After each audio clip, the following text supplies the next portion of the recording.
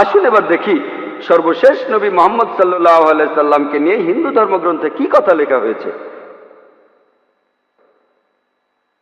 ভবিষ্য পুরাণায় উল্লেখ আছে ৩ নম্বর পর্ব, ৩ নম্বর খণ্ড, ৩ অধ্যায়, 10 থেকে 27 নম্বর শ্লোক। বলা হয়েছে যে ম্লেচ্ছরা তারা আরবের ভূমিকে অপবিত্র করেছে, আর্য ধর্মকে সেখানে খুঁজে পাওয়া যায় না। এখানে কিছু শত্রু ছিল যারা অতীতে পরাজিত হয়েছে, কিন্তু এখন আরো শক্তিশালী শত্রু উপস্থিত হয়েছে। আমি একজন মানুষকে পাঠাবো যার নাম হবে মুহাম্মদ সাল্লাল্লাহু আলাইহি সাল্লাম। তিনি এই শত্রুদের ধ্বংস করবেন আর মানুষকে সুপথে পরিচালিত করবেন। হে ভোজ রাজা, তুমি কখনোই সেখানে যাবে না যেখানে পিশাচদের রাজত্ব, কারণ আমি আমার করুণা দিয়ে তোমাদের হৃদয়কে পবিত্র করব।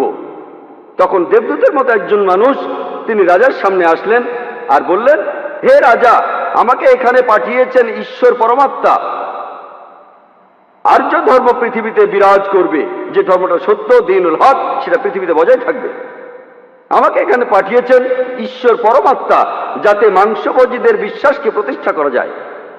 আমার অনুসারীরা হবে সেই লোকেরা যারা সুন্নতে খাতনা করবে, আর তাদের মাথার উপরে কোনো টিকি থাকবে না।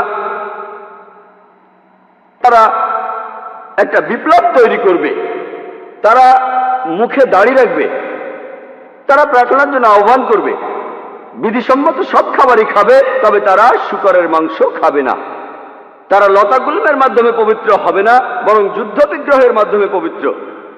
তাদেরকে বলা হবে মুসলমান, আর তারা হবে মাংসভোজী। এই ভবিষ্যৎবাণী যে একজন ঋষি আসবেন, আর সেই ঋষির নাম উল্লেখ করা হয়েছে মুহাম্মদ সাল্লাল্লাহু আলাইহি ওয়াসাল্লাম। আর বলা আছে তিনি মানুষ জাতিকে সঠিক পথে পরিচালিত করবেন। আমরা জানি মুহাম্মদ সাল্লাল্লাহু আলাইহি ওয়াসাল্লাম আরবদের পথ দেখিয়েছেন। সে সময়কে বলা হয়তো আয়ামে জাহেলিয়া, অর্থাৎ বিশৃঙ্খলার যুগ। তিনি তাদের আলো সন্ধান দিয়েছেন। আর বলা হয়েছে তার অনুসারীদের খাতনা করা থাকবে। মুসলমানরা খাতনা দেয়, তাদের মাথায় কোনো টিকি থাকবে না, মাথার পেছনে কোনো লেজ থাকবে না, মুসলমানদেরও থাকে না। তাদের মুখে দাড়ি থাকবে, মুসলমানরাও দাড়ি রাখে। তারা একটা